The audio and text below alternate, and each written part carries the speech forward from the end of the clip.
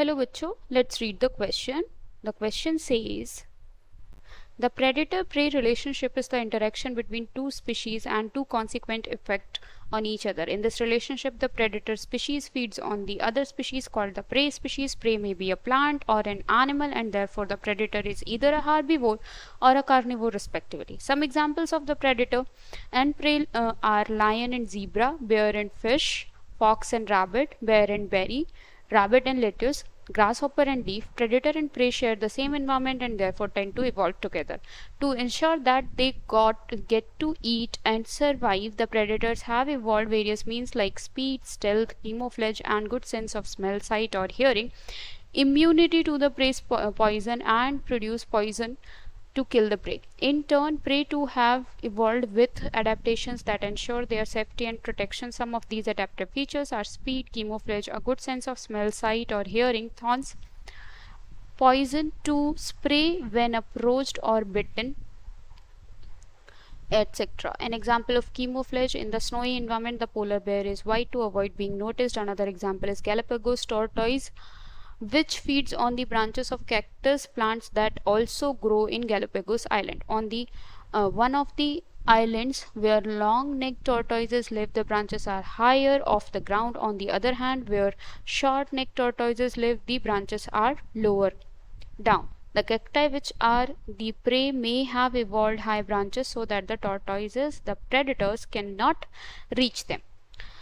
The question is, biological control methods are adopted from which of the following population interaction. यहाँ पे हमें एक पूरा पैराग्राफ दिया हुआ है, जिस पैराग्राफ में हमें एक सर्टेन टाइप की रिलेशनशिप के बारे में बताया गया है. यहाँ प्रेडेटर प्रे रिलेशनशिप के बारे में डिस्कस किया गया है और हमें यहाँ पे बताना है कि इनमें से कौन सा पॉपुलेशन इंटरेक्शन यूज हुआ है इस पर्टिकुलर क्वेश्चन में.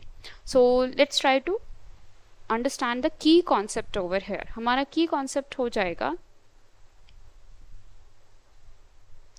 Population interactions. इकोसिस्टम में कई तरह के स्पीशीज रहते हैं जो एक दूसरे पे डिपेंड करते हैं वन वे और दी अदर, और इंटरैक्ट भी करते हैं. सो इकोसिस्टम में कई सारे स्पीशीज एक दूसरे पे इंटरडिपेंडेंट होते हैं and they are going to interact with each other.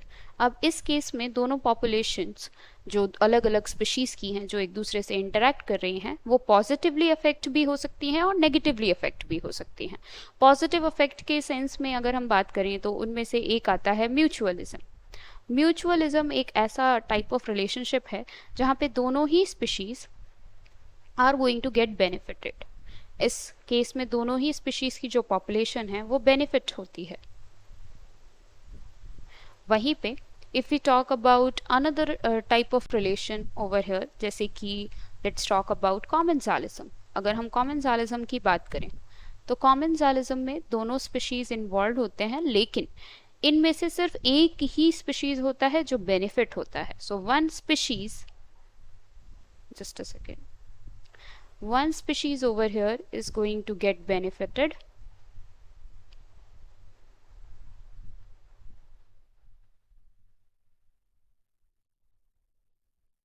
And जो दूसरा स्पीशीज है यहाँ पे वो ना तो बेनिफिट होगा और ना ही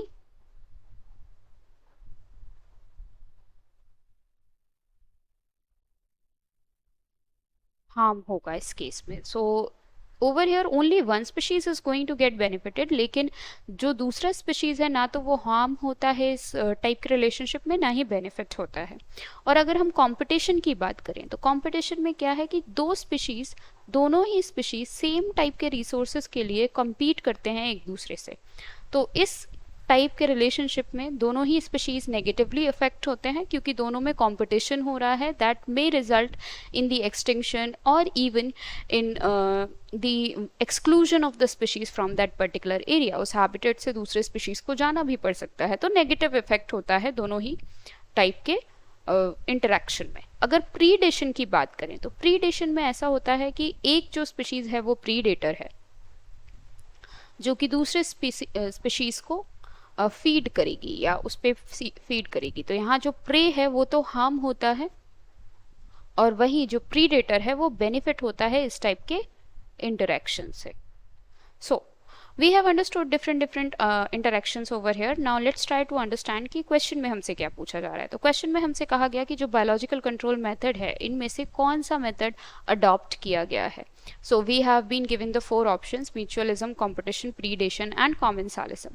हमने सारी ही बात की है सबके ही बारे में यहाँ पे. तो म्यूचुअलिज्म में तो दोनों ही बेनिफिट होते हैं, जो कि प्रीडेटर और प्रे रिलेशनशिप के बारे में हम यहाँ पे बात कर रहे हैं, तो ये इस केस के लिए ट्रू नहीं होगा. Competition is also not true over here. Commensalism is also not true over here. यहाँ पे करेक्ट आंसर होगा ऑप्शन सी.